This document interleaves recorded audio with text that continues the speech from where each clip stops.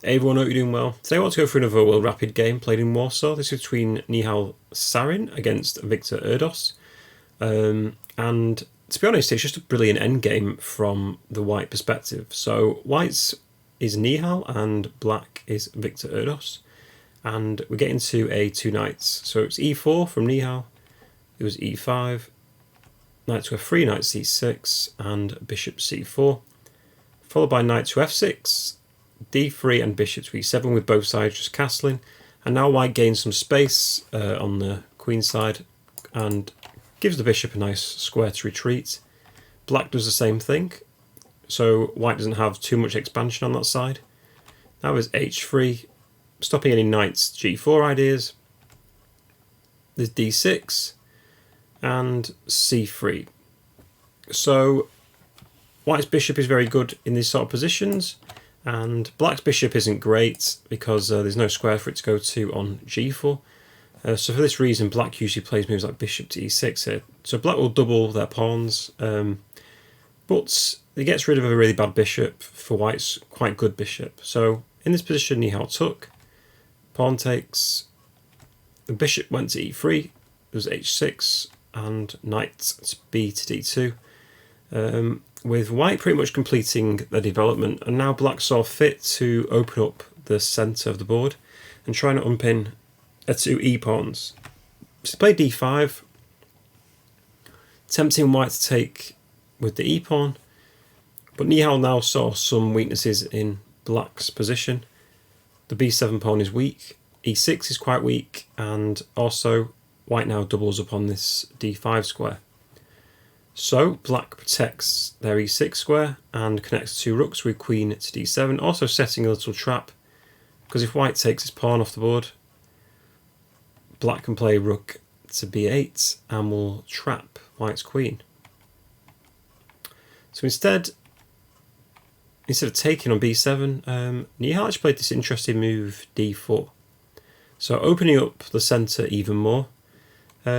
What black could have played knight takes e4 in this position, but then a lot of exchanges would occur, and we get this position, and probably black should play queen to d5, and then white should play queen to b5, not trading queens and undoubling black's pawns, instead protecting their e-pawn and threatening to play c4. So white has a slight advantage in this position, so d4 was quite a good move. Instead though, black played e takes d4. White recaptured, of course, knight takes is played, bishop takes, a lot gets traded off, and yeah, black could have even got in for another knight takes e4 here with takes, but at the end of it, white has queen b7, pick up a free pawn, and threaten to take on e4, so not very good. Instead, black played a nice move, just c5, hitting the bishop, and now this forces white to move it somewhere, and Nihal just decided to exchange it for the knight. Bishop takes f6 was played, and to be honest, I think black maybe should have played bishop takes f6. It's given us the best move, but then white can play c4, and we're getting to this weird position where black could play d4 in this position, followed by white playing f4, getting some space in the centre, and we get this computer variation with e5, f5, bishop g5, knight to f3, and bishop to f4. Given white is slightly better, but the position is not easy to handle and it's quite blocked up. Probably white does have the advantage though, because they've got the knights over the bishop in a closed position, but black does have a passed d-pawn. So definitely maybe bishop takes f6 was better. And instead black played this move c4, trying to have an intermezzo, hitting the queen. However, the queen just moved back to d1, rook takes bishop was played, and pawn takes d5 was now played. And this is where Nihal now picks up a free pawn. Because pawn takes d5 is played, and now knight takes c4. Black can't take because the queen is unprotected on the d file. So black's forced to play a move like bishop c5, getting some activity, hitting this f2 square. But now white's just a pawn up, so knight to e5 hits the queen. The queen moves, and then there's knight g4, hitting the rook, protecting f2 at the same time. The rook went to f4, and white activates the queen, hitting b7. But does set a little trap after rook a f8 for black. Black's threatening to play h5. But the trap is if queen to b7, actually the queen is trapped after rook b8. So luckily white saw this. Instead just played rook a to d1, hitting the d5 square. The rook moves to the 5th rank to protect it. And Nihal played rook to d3, activating his rook, preferring to double. And queen b6 is played by black. So now 4 pieces are eyeing up this f2 square. Offers a trade of queens, which white gladly accepts. The rook hits the a4 pawn, so white plays b3. So this is a very nice position for white. A pawn up, black's got an isolated d pawn. The only issue really is this f2 square that he needs to figure out. In the game, black now played d4, so getting rid of their isolated pawn. This is probably why the computer gave c4 as a better move. After h5 is knight to h2. I guess the plan is to play knight to f3 and double rooks. But in the game, white decided to take this off. So pawn takes d4 is played, bishop takes d4. And now g3, kicking the rook away, forcing it to e4 to protect the bishop. And the king just moves up. And the bishop has to move back. And a nice move by white playing f4.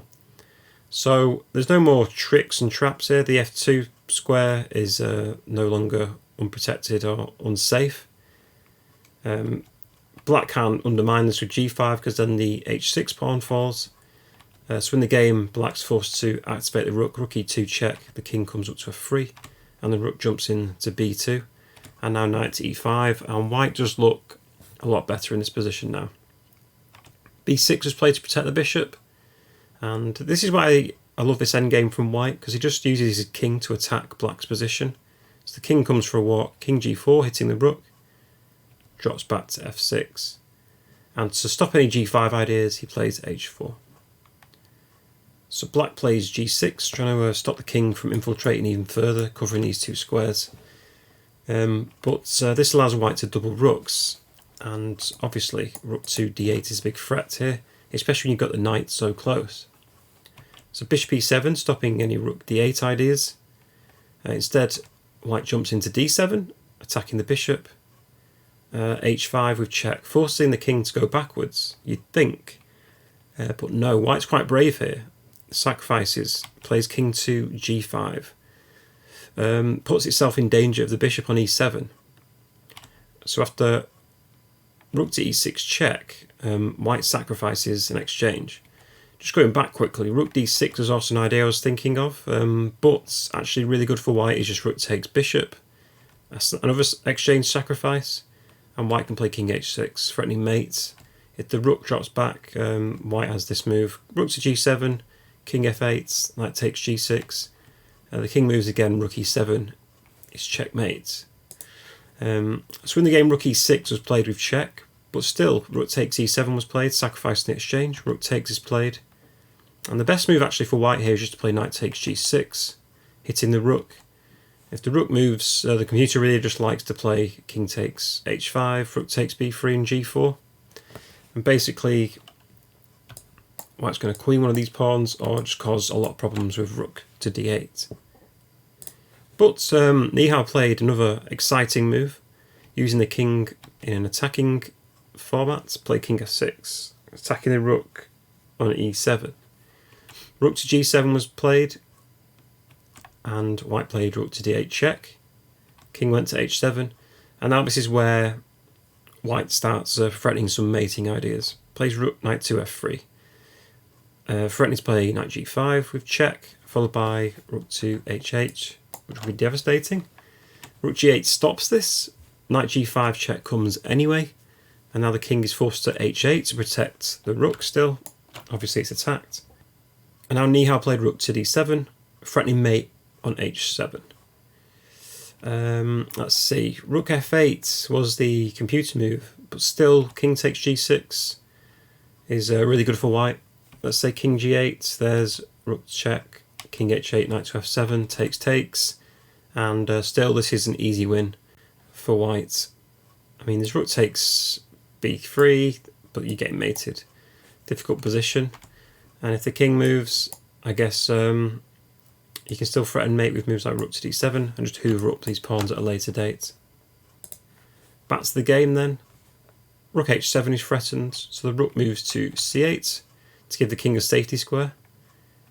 Rook h7 anyway from Nihal, there's king g8 and rook check. If the king goes backwards, it's mate. So king f8 is forced. There's knight to e6 with check. And this is a lovely mate, king e8, followed by rook to e7, using this sort of setup with the knights behind the rook. Always good one to remember, that one. And that's checkmate, because the squares are all covered by this knight. Very nice indeed. And a brilliant way just to use the king in an attacking sense. It's a really nice king march, basically, from Nihal. Anyway, hope you enjoyed my analysis. If you did, it really helps if you do drop a like, comment or subscribe. It really helps the channel out with the algorithm and getting seen better on YouTube. But anyway, hope you all staying safe and hopefully see you in the next video.